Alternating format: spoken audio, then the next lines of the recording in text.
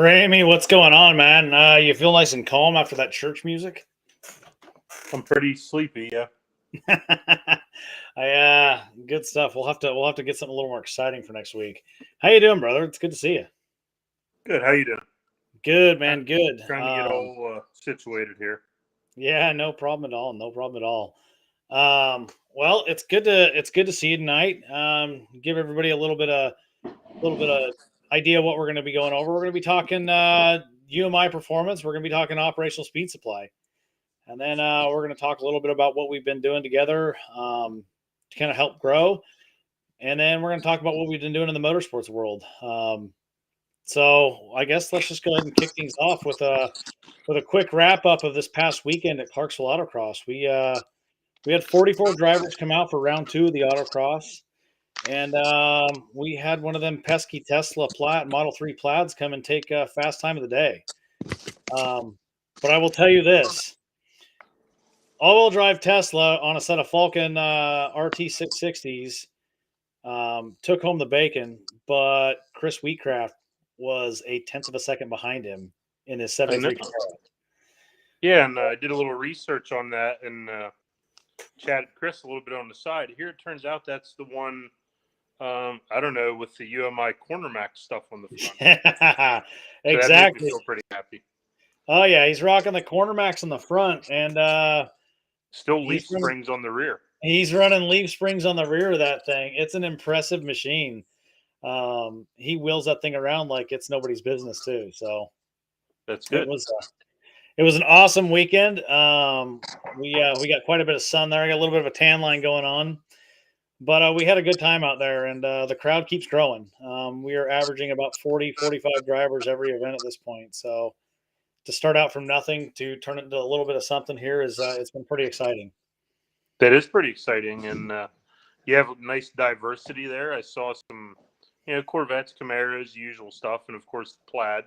Yeah, but I saw some other stuff too there, Mustang or two, and some other non-traditional Chevy style or non-Chevy autocross cars. So that's pretty cool. Oh yeah, there's a whole slew of things out there. We've got everything. I mean, this past weekend we had everything we had a Porsche GT2, we had a Lotus, we had an old school 944 Porsche. We've had people come out in a Dodge Durango and tear it up.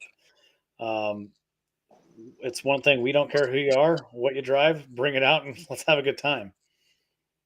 Yeah, and another interesting thing Operational Speed Supply is doing. I saw the one on your base where you're giving adrenaline release therapy to soldiers. So that's pretty cool.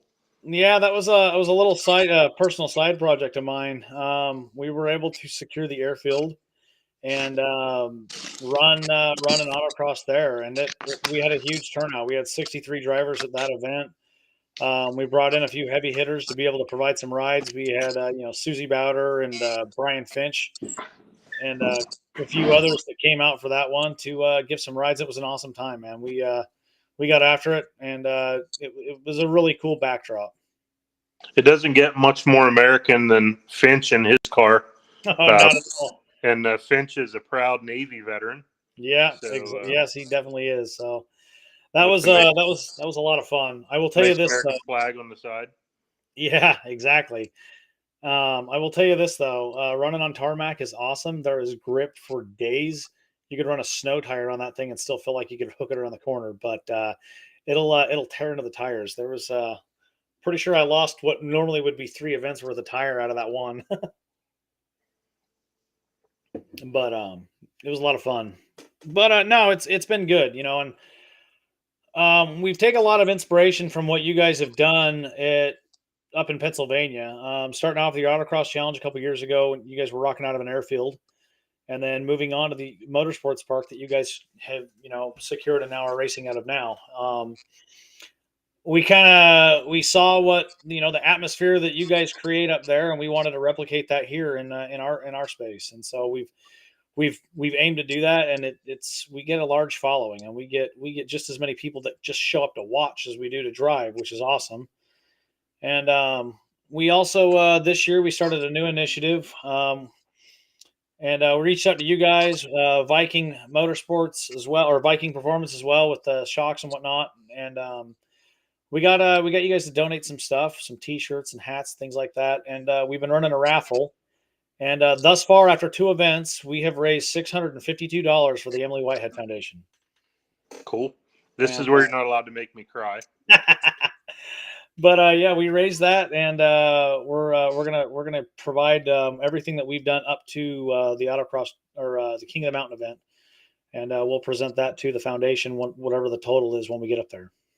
Yeah, Ryan actually doesn't know about this yet, so he's learning about that right now. That's awesome. That's good stuff. But we've got some generous people out there, and you and I had a conversation, and Audrey, you and Audrey had a conversation about this about a week ago, talking about we as racers are fortunate to begin with. We've got the ability to go out and race every weekend if we want to, and in doing that, we've also got the ability to give back. And one thing I've noticed is even in a small environment like we've got, and people just bring in a lot of them as daily drivers. It's their car they go back and forth to work in, and they still are more than happy to pull out an arms full of tickets and throw a $20 bill in the pot. And I mean, I want to say that we only had the raffle open for about 30 minutes before we called the numbers off, and 90% of the donations came in that 30 minutes right before we did the donation. So, Yeah. or before the raffle. So it's just an Pretty awesome incredible. people wanting to give and wanting to support something bigger than themselves. Yeah, so it's a win-win because you get to race and have fun, and then also support a good cause. So Most definitely. So, want to move on a little bit, and we'll talk about how we got acquainted. 8 years ago, 8 years ago, it was one of the last Run to Music City events that Brian Finch and Bill Howell running together with the American Street Car Series they had. And I was there in a 5th-gen Camaro, and it was a crazy weekend, man. The car was running great. I had set fast time in the speed stop and the roval that they had set up. They had a little infield oval and a speed stop challenge set up on the Fairground Speedway in Nashville, and I had set fast time of the day in both those, and I think I was 5th in autocross. Running great in that car I had.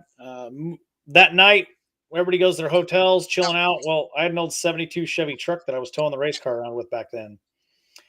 And somebody patched the fuel tank years prior, and I had just filled up a full tank of fuel in it. Got to the track that morning, and yeah, Valerie, I'll tell that story in a minute. Go back to the truck that morning, and the tank of gas was completely empty, and I didn't know what the heck happened. So got to digging around, and patch had failed. But what's funny about this is Brent Percival was parked right next to the trailer, and he comes out and he's like, "Man, I had a headache all night. I smelled that gas. I thought my motorhome was leaking." And I said, "No, man, that was me. I just filled up the tank. That's 20 gallons of high octane sitting on the ground." And so Brett and I got to talking. We became pretty good friends, and for the life of me, I couldn't remember his name back then, but I got his phone number, and I called him. I called him in my phone. He was saved as Big Block Chevelle for about 3 months until I finally remembered his name. And that's just how it is with car folks. I know what you drive and I know what engine's in it. But he was running your entire catalog on that Chevelle, and big old heavy car with a big old 572 big block in that thing. It screamed. And from getting to know Brent, I got to know you guys, and we talked back and forth on 5th gens for a while, and then I bought the 3rd gen, and everything just kind of stuck. And I've been running your guys' stuff on there ever since then. Yeah, who would think that a dentist from Kentucky would be a daily topic at a suspension place in Pennsylvania? So No I kidding. told you that we call Brent Percival Brent, and then we call our guy Brent Johnson. Yeah. So, Brent's kind of like Sting or Bono or whatever. He just has Yeah. one name. So And I'll tell you what, he's full of personality, and it just as soon as you see him at the track, you know where Brent's at, because he's got his cowboy hat on and he's just having a great time. So yeah, we've became great friends over the years, and it's kind of shows the camaraderie of the pro touring and the autocross world, where you can have good friends like that that'll do anything for you. Oh, definitely. And Brent's always been there for me whenever I've needed anything, and we've hung out, and he's just been an awesome, person in this industry. And it's good to have people like that. And I'll tell you, it kind of ties into with you guys and the friendship we've developed over the years. Spring of 2020, we're sitting there, everybody's locked down due to COVID and everything. And, Audrey, my wife, and I, and she's also our VP of marketing. We sat there and we were kind of just hanging out, had time to kill because we were sitting in the house all day long. And the idea to start Operational Speed Supply kind of came from a bunch of friends hitting me up asking for parts on their car and advice what to do. And I figured if I'm going to advise them on how to build something, well, I might as well sell it to them at the same time. And so a few months later, we get all the background research, we get started, and we were at LS Fest that year, and it was pouring rain. Pouring rain, track was shut down. You guys were all hanging out at the trailer, and we came over and started chit chatting for a little bit. And I told you what we'd started, and I don't even think you hesitated 30 seconds, if not even a half a second. Do you want to sell our product? And I was shocked, honestly. And from there, the business side of things kind of blossomed, and we've grown to really love selling your guys' stuff. Yeah, the cool thing is, after we started that, once a week I would get an email from you. Hey, we sold a part, and you'd sell one little part, and it just seemed like you were so excited to sell one little part, Yeah. right? So then that turns into a kit, then that turns into two kits, then that turns into sometimes a kit every other day. Yeah. So it's pretty cool to see the growth of Operational Speed Supply with our products, and then watching social, I can see that you're selling the other products, wheels and superchargers and Yeah. all kind of neat stuff. But when I look down through your order history on our fishbowl inventory the other day, I was having trouble finding a great report to show the grand total, but I did see 40 or 50 orders in a row that shows me that OSS knows what they're doing, and That's good. are going to be a great partner for us, I think. No, that's awesome, man. Because we've definitely tried to share what you guys have to offer, and we tried to sell what you guys have to offer. It definitely helps with the fact that we're running your catalog on our third gen, our shop test car, the old M86Z, and it performs well. And then this year we started our operational group racing, and Matt Burney's another driver, garage engineer, and he's got one of the most well put together third gens, and it runs really well. And he's running a lot of your guys' stuff as well, and it's just cool to see. Yep, I agree. Yes. So I know your car is getting faster and faster and faster every time out, and now you're a contender basically. Yeah. And so Matt Burney is working on getting his car faster and faster and faster, and he's moving into contention. So we have a lot of conversations with him, and he asks a lot of good questions, and hence the engineering portion. Yeah. He doesn't do anything part way. It's all good stuff, and all his builds are perfect. And whether it's UMI parts or any of the other parts he's putting on, it's all pretty excellent. Yeah, he's definitely very methodical about how he does things, and him and I have had similar conversations. We'll start talking, setup on car or different things to try out, things that I've tried out, that things that have worked and things that haven't worked. And it's awesome to see both cars consistently get quicker. We kind of went back to the drawing board this year with ours, and did a little bit of research and setting up. Brian says it needs Viking shocks, but went back to the drawing board and played with some rear suspension setup this year, and it made a huge difference. The car, it's faster. I gave a guy a ride last year. He's solid driver, and got him another ride in it this year. At it was Mark Gullivan. He rode with me at Good Guys last year, and this year he's down at one of our events, our first event with him and Junior from Turn One, and we get done with the lap, and he looks over at me. He's like, "What did you do to this thing? You put a new motor in it?" And I'm like, "No, we just made a few minor tweaks to the rear suspension to get it dialed in, and it's dialed in." Are you guys still in Turn One yet? So we haven't started selling turn one yet. We're working on getting set up with those guys. We've got a great relationship with them. Spent a lot of time with them up at PRI last year, just hanging out. Actually sporting the turn one today. But we're getting closer. One thing that we're very cognizant of is making sure that we can provide what we need to not only the vendors but the customers. And so we're gonna be set up with those guys pretty soon. Cool. Very good. Yeah, that's a great segue to talk about another place that everyone likes to race is UMI Motorsports Park. So we got some exciting news this year from you. Yeah. You contacted us a month or two ago and said that you wanted to come on board as a sponsor at UMI Motorsports Park. So I know for sure I saw the proofs the other day of the billboards, and I saw a nice OSS logo in there. Yeah. So we'll be debuting that pretty soon, And that's and that's exciting. you'll have your nice big billboard and media presence with us and us with you. So it's a great teamwork, I think. Oh, it definitely is.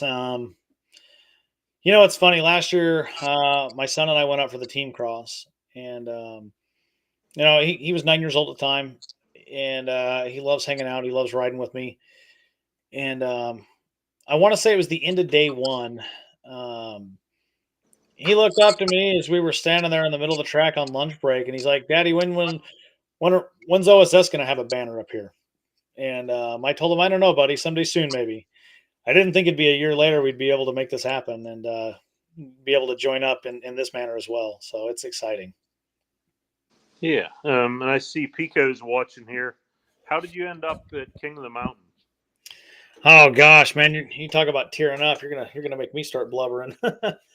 So last year with the autocross challenge, and I was running hard all day, and it just wasn't quite there to get the invite in on driving. But end of the day, we're doing the award ceremony, and you guys are handing out any last awards for the day, and Jeff Gordon raced his way in there in his cobalt, hit the cone vault. He raced his tail off and got in on time and everything, and it was awesome to see him be able to do that. We actually have his brother on our team too. But anyway, Brian, every year you guys do a raffle type donation or an auction drawing for an invite for King of the Mountain, and you guys started the bid off at like $300 or $400, and all the money from this thing, all this it gets donated. I want to say last year, I want to say this went to it went to the Emily Whitehead Foundation, if I remember right. But the him and Doug Lutz, they started going back and forth on this thing, and after about 10 minutes of back and forth with old JB Boyer playing auctioneer for us, the bid got cleared at $2,400. $2,200. Yeah, there you go, Brian. It went up to $2,200, and afterwards, Ryan's like, "Tell you what, you guys cool with splitting that?" And Doug and Brian both said, "Yeah." Brian walked up to Ryan and you and whispered in your ear something, and then lo and behold, 2 minutes later, you guys are calling me up and give me an invite to this dang race. So it was a special thing, man. Brian and I have known each other for years. He's a good close buddy of mine, and he's not only is a good close buddy of mine, but he's now our chief operations officer for OSS. So it was awesome. Cool story, bro. Yeah, it's a little long winded. I tend to get a little long winded. I think it was maybe about 5 minutes to go before I realized what was going on, and then once I realized what was going on, I'm like, oh, this is going to be good. So, and the King of the Mountain thing kind of takes on a life of its own. But one thing's for sure is Ryan Kirkwood always comes up with good stuff, and Yeah. You never know what's going to happen. And strangely enough, right now we haven't even had 4.0 yet, and 4.0, and we're working on 5.0 already. That's awesome. So it's going to be pretty crazy, I think. That's awesome. It's exciting. You know, made it there for 3.0 and it was everything I thought it would be, and I cannot wait to get back to 4.0. I was nervous as all get out on just making a decent showing. I like, that's you're on one of the biggest stages of the year when it comes to autocross, and I definitely wanted to make sure that I showed up and put down some decent runs for everything Brian and company had done to support that. Val and Tom Pichette, they were part of that. Brian Dixon, the safety third group, they helped get that stuff set up for us, and so it was really cool to be able to get up there. And I ended up running 16th out of 29th in my class for the mid model class. And what really set ice cream on the cake is we were the fastest third gen Camaro there that weekend, and that was pretty special to be able to show up and actually run well too. So it was definitely awesome. Yep. Pico asks, can we divulge the reasoning behind going to 48 cars in the shootout? So the shootout last year took a really long time, and we had a lot of shenanigans, and not bad shenanigans, just tire check-in and all kind of crazy stuff, and computer check-in, and it just took forever. So we have a couple ideas to streamline that a little bit. And I hate to say they're secret, but they're secret on how we're going to streamline it. So those secret ideas allowed us to add more cars. So one of the biggest, it's not really a complaint, but one of the biggest things we hear about is, boy, I'd really love to run under the lights, right? Yeah. So Ryan wants to keep the running under the lights special. So unfortunately, if we allow 125 cars under the lights, that takes the specialness out of it. And so if we add let's see, what was it, 10, 12, 24, 36. Anyhow, if we add 12 cars per division instead of 8, then that gives us 48 cars. So basically an extra 4 cars. Yeah. And then Val just mentioned some of us just want to drive under the lights. If you know anything about Ryan Kirkwood, you know that even if it doesn't happen in the year you want, it may happen another time when you least expect it. So I can tell you that when the topic of the track comes up, Ryan is very serious about it, and the track isn't going anywhere. So I hate to figure what KOTM 10 is going to be like. I mean, Oh gosh. Will Kyle Larson be there? Will Mario Andretti be there? Who knows who's going to be there, or what's going to happen, or if it's going to be under a dome, or if there's going to be 700 campsites, or who knows what's going to happen. I like by that dome KOTM idea. 10. But if it's not going to happen, this year, it's going to happen sometime. So we did have an interesting thing. The KOTM is almost full already. Wow. Whereas last year it took like all the way till August, and we still had some open spots. Yeah. So we're trying to come up with ways to make it not be so full for KOTM 5, or maybe some different ways to get in, or more. It's going to be pretty interesting how 5 plays out. I'm kind of excited about it. Hey, I think that one thing that we could try to add to this to really make it exciting is turn the lights off and make the drivers wear night vision goggles to be able to run the course. I'd be all for that. You could do that, yeah. You could probably win that one from your experience. I need a handicap, right? Yeah. Well, you're probably experienced wearing them in your day job. Sometimes. Yeah. Sometimes. So I did want to mention something while we're talking here, a topic that I forgot to tell you about. And so I don't want to divulge all of the info yet. And you're in on it, so you know what some of this info is. Yeah. But our valued partner, Operational Speed Supply, came to us a couple weeks ago, and it's not solidified. So they're locked in. The concept is solidified, but all the details aren't solidified. But Operational Speed Supply has stepped up to do a Rookie of the Year award. Yeah. So we're going to have the OSS Rookie of the Year award and Rookie of the Race, Rookie of the Event. Not sure what we're going to call it yet, but we'll call it something cool. Not sure what the prize is going to be yet. Not sure how the layout of the prize is going to be. So, last year a first timer won the whole thing, Robert Thorne. Yeah. So it could be that the King of the Mountain is the Rookie of the Year, or it could be the guy that finishes 47th as the Rookie of the Year. So the cool thing is we won't know, but the other cool thing is we'll be announcing OSS a bunch of times as the Rookie of the Year award presenter. So Most definitely. And that's something we are really excited about.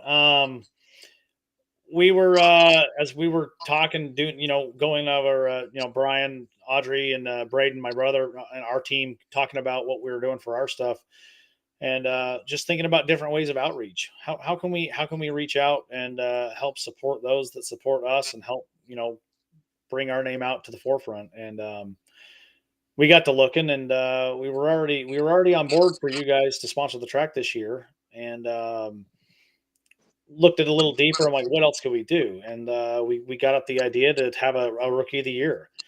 And I called you up and ran it by you to get an idea if it would be something worthwhile. And yeah, that's kind of how it got started. So we're really excited for that to be a part of Kingdom Mountain this year. I think it's an awesome thing, and when you can give recognition to a first timer that comes up and shows up and is able to put down some serious times and make an impact, it's awesome to see.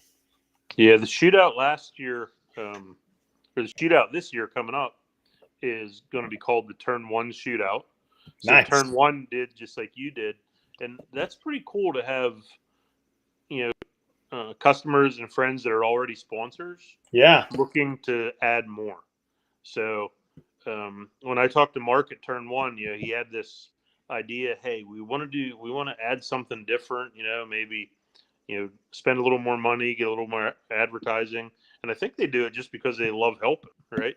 Oh yeah. So I talked to my boss Ryan a little bit, and we got to thinking, what could we do? And then when we did the shootout upgrade, Ryan says, "Why don't you get with Turn One and see if they want to sponsor the shootout?" And when I was on the phone with Mark Turn One, he said, "I don't even need to go ask. Let's do it." So basically, that's how excited he was, and That's he had a awesome. budget in mind for how Oh to do yeah. it, and our request was within his budget, and he loved it, and so now they have the Turn One shootout in the OSS Rookie of the Year, That's awesome. and Track Spec Motorsports last year did the third place showdown. Yeah. So Track Spec, is always trying to throw in a little something, something, and so we just have all these cool companies supporting the sport, and all the racers supporting the charities, and Yeah. just like a triple win-win-win situation for everything. Oh, definitely. And that's we bring this back. That's what's awesome about this sport, is that people are willing to give back in any way they can. So it's exciting to be a part of that, and share what we're doing. Operational Speed Supply focuses on, trying to give back in any way we can, not only to our community. We've started Clarksville Autocross here, and it's our way to give back to the community. We try to keep the events that we run as low cost as possible to bring in anybody that wants to show up. And so, with our events and the way we're running those, and just kind of our outreach and trying to help people build their rides, and at the end of the day, man, people are building their dream cars, and some of them, some people, it took them 30 years to build their dream car, and it's really neat to see them come together. Yep. You mentioned building the rides. So, from an OSS standpoint, what I like is when you call or chat with a question to get data for how to best serve the customer, right? Yeah. So I know you're going to sell, 5 UMI components because right? But Hmm. then you might have a question on the 6th one, and then you get with me and get the scoop on it, and then you sell the customer the right product the first time. So Yeah. that's going to go well with your business, because you're going to sell, of course, UMI stuff. We love when you sell it, but you're Yeah. going to sell the right UMI stuff, and it's going to work great the first time, and then you're going to get more and more customers, and we're going to make more and more parts, Yeah. and pretty soon Clarksville Motorsports Park will get born or something. Yeah, that's the hope. That's the hope. Every time a track pops up for sale, I'm like, man, that'd be cool, but it's dirt. We'd have to pave it. Yeah, But dirt's pretty fun. dirt does look like a blast. We get the dirt track here, and I took Audrey to her first dirt track race, and we sat down at the exit of turn 4, Cool. and we'd been there for about 2 minutes, and a dude flipped his car 7 times. About 2 minutes later, a guy dang near came through the fence. It was like watching it was like watching melee, man. Those little mini stocks get after it, man. So it's a lot of growth in a lot of good ways, and it's been a learning curve. I know 10 times more than I knew when we started, and then there's still 100 times more things to continue learning as we go on this path. But the growth has been nothing but awesome, and to see we started from nothing and we're now turning into something. And yeah, it's been exciting. Pushing, being able to push and sell UMI's products and be able to sell, we're a Forge Line dealer now, and we've selling weld wheels and different things like that, and we're starting to see a lot more vehicles on the road that are running our products. Um, it's it's awesome. I've got a yeah, Brian. My ambitions are enormous. They are. I've got a. I'm looking on the big picture to see where we can grow and how we can take this thing. And I think helping people build their cars and helping people race their cars, whether it's coming to our event or with good advice on what to buy and the right price, the right part to get their car back out there. That's where it's at.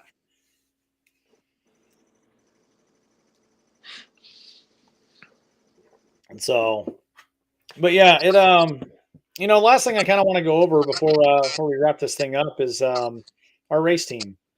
So last fall we ended the season and we were trying to figure out outreach. How can we still continue to reach out into places that we're not at? And like the idea for the race team came apart, and we call it the operational group. Um, if you look back at our namesake, Operational Speed Supply, paying homage to the Office of Strategic Services, the OSS, in World War II, which they were a clandestine organization that provided intelligence and sabotage to the Allied forces to be able to invade D-Day.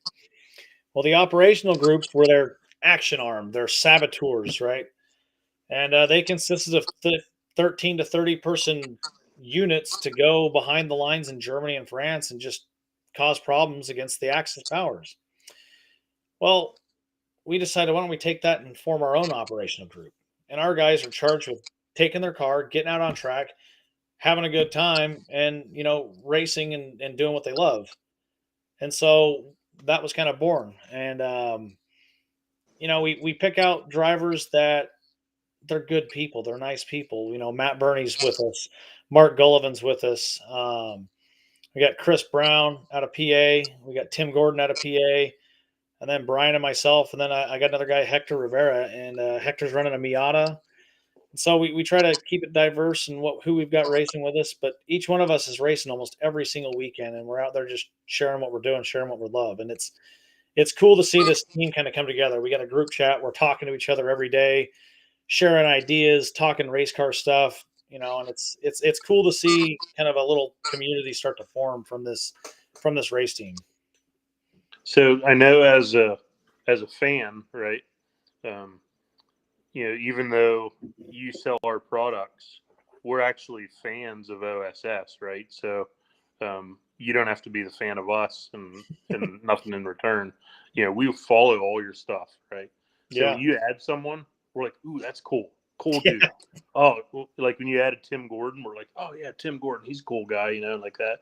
Then Yeah. we saw Matt Burney, we're like, yeah, Matt, dude, his car is awesome, great guy, and basically just everyone you add other than Pico has been pretty awesome. So. Well, he's above awesome. Pico's above awesome. So. Pico's grandiose. Yeah, but yeah, I mean, that's a super good concept and like that. And another thing we were talking about with the military stuff and the USA stuff was how we build everything in our building in Pennsylvania. Yeah. And always USA materials. So, we're doing our part to support the USA military and that type of thing as well. So, and we're actually working on sourcing even more stuff and making it in-house. So right now we buy sway bars from a U.S. company, Yeah, pre-bent, and we finish them and do some other stuff. We're looking to buy a CNC tube bender so we can build our own sway bars in-house. that's awesome. So we also do heat treating and anodizing. Yeah. Um, sent to Pennsylvania companies because we Mhm. don't want to really have anodizing, in our for DEP Yeah. purposes. But we're looking at other things like heat treating that doesn't have any, basically it's just to heat treat the bump steer studs and such. So Yeah. we might, look at doing an in-house heat treating furnace type of thing. Oh, that's So awesome. as we go, we want to keep everything more and more USA and more built in house, so we can employ. Right now, we're up to 45 workers. So That's basically, Ryan pays paychecks, good paychecks for 45 workers, local yeah. workers. So pretty cool story on UMI performance.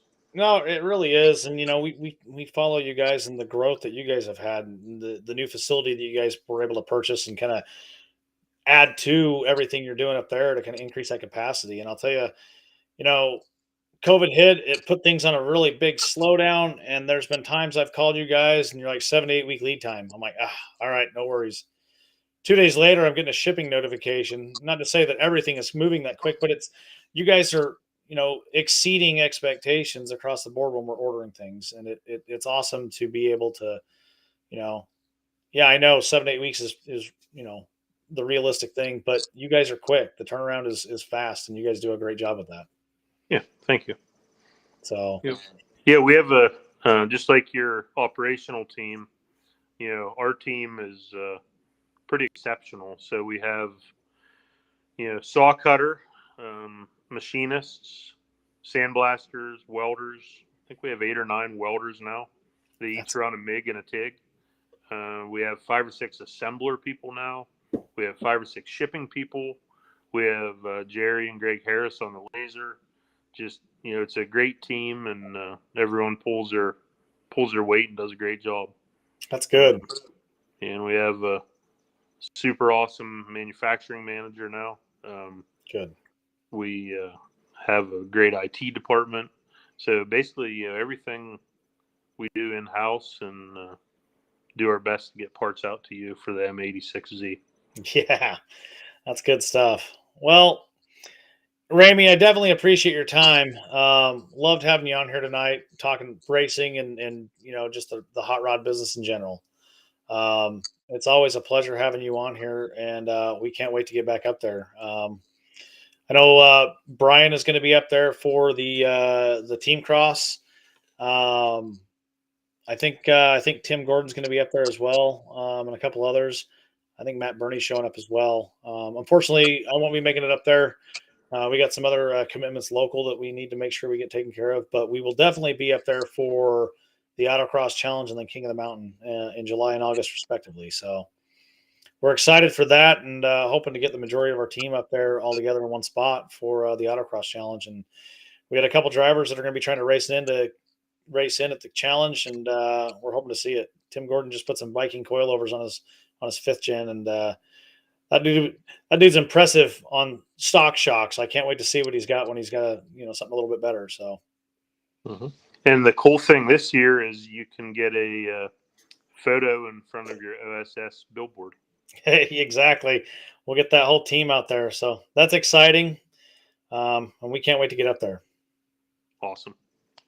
So again, thanks again, Ramey, and maybe we'll get you guys down here to one of these Clarksville Autocross events.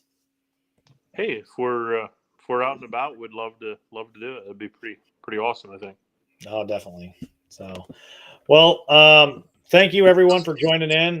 We love having you guys on here, and as always, if you need anything at all, give us a shout. OSSparts.com, and you guys take it easy. Ramey, you have a good night, brother. I'll talk to you soon. Okay, man. And give me, I don't know, a month or two, and we'll do it again, maybe with some new topics. Most definitely looking forward to it. Hopefully, we release a little bit of those details for the King of the Mountain Rookie of the Year. Okay, we'll finalize it and tell people about it. All right, take care, Ramey. Okay, have a great